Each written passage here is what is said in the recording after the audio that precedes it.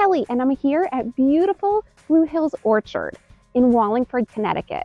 And I just wanted to show a story of how we are bringing local food to you. And so I can't wait to show you a tour of this farm, and you can get to meet some of the hardworking people that are actually getting this produce to you. My name is Devin Sardilli. I'm with Sardilli Produce and Dairy, and we're here today at Blue Hills Orchard in Wallingford, Connecticut. This is a family-run farm. It started in 1904, and we're on the 6th generation of farming here. It covers about 300 acres. They grow a wide variety of apples, peaches, nectarines, and plums. And this is one of our local farmers that we deal with to help bring local products to the school system. How you doing? I'm Eric Henry. I'm the owner of Blue Hills Orchard. I'm the 5th generation on the farm here. We're in a block of McCowan apples. This is called, you'll see they're on posts and wire. This is called a trellis system. Specifically, it's called the tall spindle system. So we're growing trees that are on a full dwarf rootstock. There's actually 2 trees in one here. Bottom, below that ball, is the rootstock, which controls the size of the tree. And then above it, we can put any variety apple we want on it. These are 15-year-old trees, and they'll be this size for their whole life, which will probably be another 20 years or so in this block. You need the wire and the posts to support these trees. That's the only reason that's there. It's such a small root, the trees would just tip over with the weight of the fruit on it if they weren't supported. So that's the whole purpose of this whole system here. And produce well over 1,000 bushels to the acre on a system like this versus the old big trees that you might see in some old orchards. They did well to get 200 or 300 bushels to the acre off of those size trees. The production is great, the quality is fantastic, and that's how we grow them like this.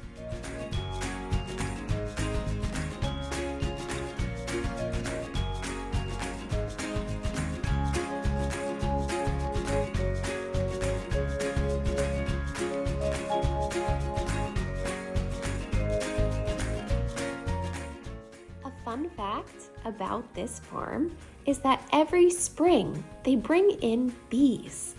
When the trees are in full bloom, these bees are there for 2 weeks and they have the job of pollinating these trees. This is how the apples come in out of the orchard. We grab 5 bins at a time. Each one of those bins holds 20 bushels, which is about 800 pounds of apples in each bin.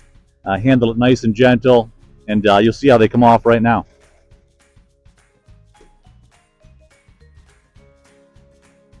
The bins come into here, and we submerge them in the water, and the apples gently float out, and a current pushes them onto the machine.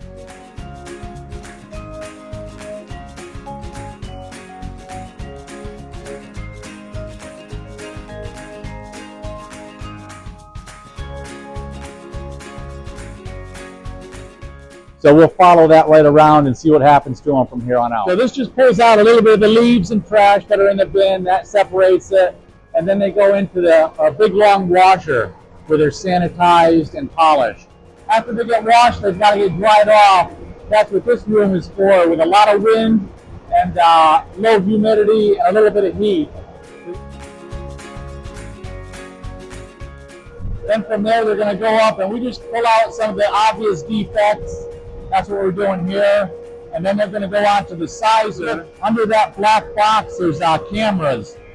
We're taking 30 pictures of every apple. And it's looking at it in color and infrared. It's measuring its diameter. And the first thing it's got to do, it's got to find the stem and the calyx, like the rest of the apple. See that mark there? I blow it up right there. See, the camera picked that out. And then it's calling it a cull, so it's going into cider. You see when the green light comes on, that tells the girls that bag's ready.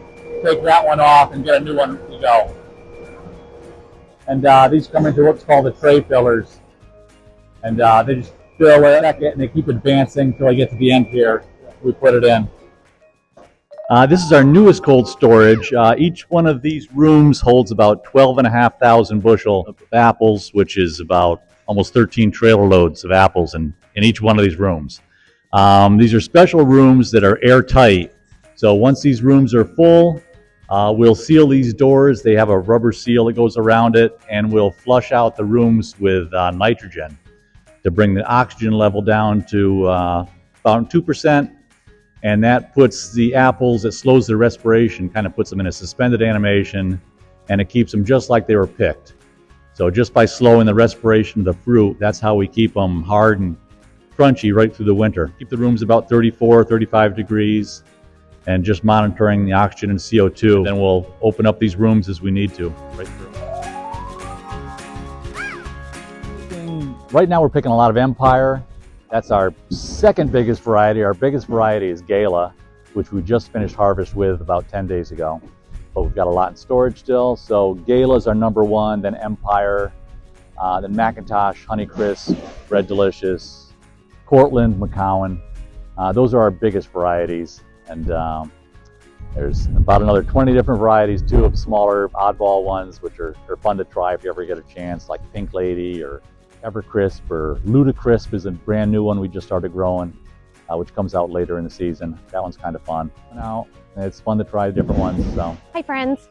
I was so busy on the tour at Blue Hills Orchard, I wasn't able to pick my own apples. But I was able to stop at my local grocery store, and look what I found.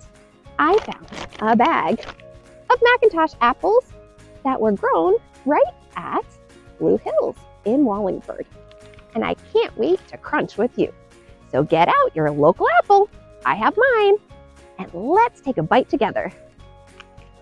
Usually McIntosh doesn't have a crunch, but maybe because this one is so fresh, it is absolutely delicious. It has a really unique and bright flavor and a little bit of a snap. I hope that you enjoyed today's local apple and learning about how we get food from the farm to your school. Remember to support your local farms. And special thanks to Sardilli Produce and Blue Hills Orchard in Wallingford, Connecticut.